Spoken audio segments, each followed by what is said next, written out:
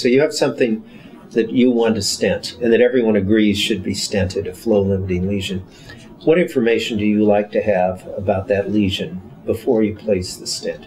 That sometimes it's a slam dunk. You see the narrowing, and you say this should be easy.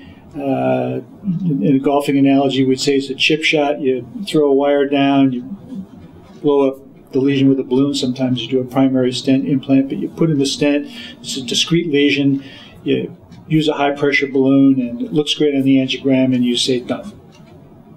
And to be frank, the vast majority of the times, that works pretty good, but not always. There are some limitations. What are the problems you worry about during stenting?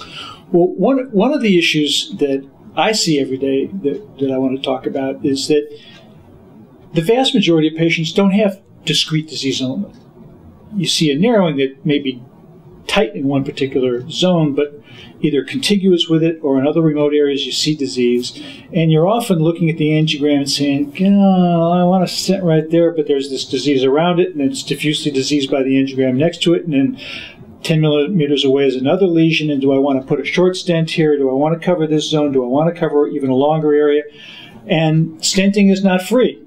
If you use multiple stents, that costs money. The longer length of stent you use increases potential for restenosis and subacute thrombosis, jailed side branches. So putting a full metal jacket in the vessel is not attractive. Stenting too short is not attractive if you miss critical lesions, particularly if you implant the stent and you've got adjacent disease that may serve as a nidus for either a dissection and a subacute thrombosis, or it may lead to a restenosis down in the future, down the road. So determining the precise length of vessel to stent and then choosing the precise length of stent to deploy is something we do like impressionistic art, and look and say, this looks pretty straightforward, but it's often not. And you're looking at the angiogram when you do that, usually. Correct. There are two other alternatives be interesting to hear your thought on, and one is, could IVUS help you tell the length of artery to stent, and what's the role of NIR-IR, lipid core detection, in determining the length of that stent?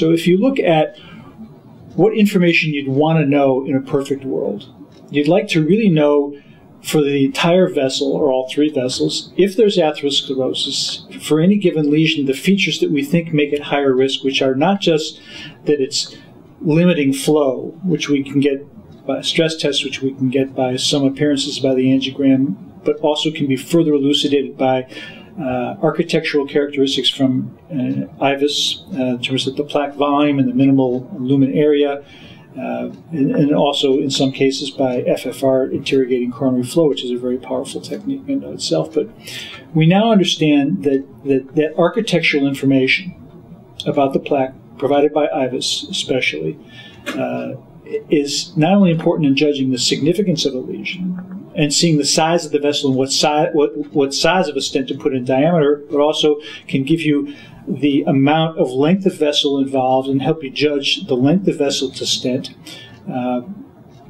far better than the angiogram. And there are some studies that have looked at whether or not IVUS can help guide stenting with respect to choosing the length of vessel to stent, and there are at least some studies that suggest you have fewer event rates over time if you use IVUS not only to choose the length of vessel to stent, but then especially to assure that you've optimally implanted the stent. So we get back to the fundamental questions: how can you improve outcomes in a patient who's going to undergo stenting, other than just looking at the angiogram, deploying the stent, doing a high pressure balloon, getting out? One piece of data for which there is quite a bit of support is that optimal stent implantation and proving it with IVUS to make sure that the stent is fully deployed against the vessel wall reduces the likelihood of adverse outcomes, both short and long terms, in terms of subacute thrombosis and also later restenosis. So optimal stent implantation is one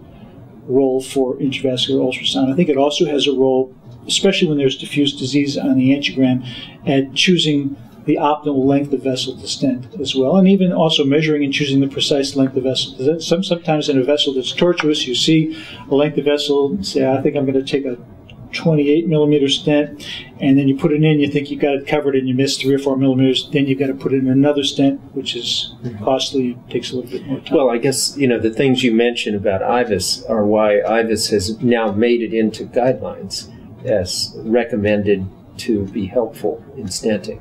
So the newcomer is near-infrared, and that's giving lipid core information. How does that play in, let's take something specific, length of artery to stent?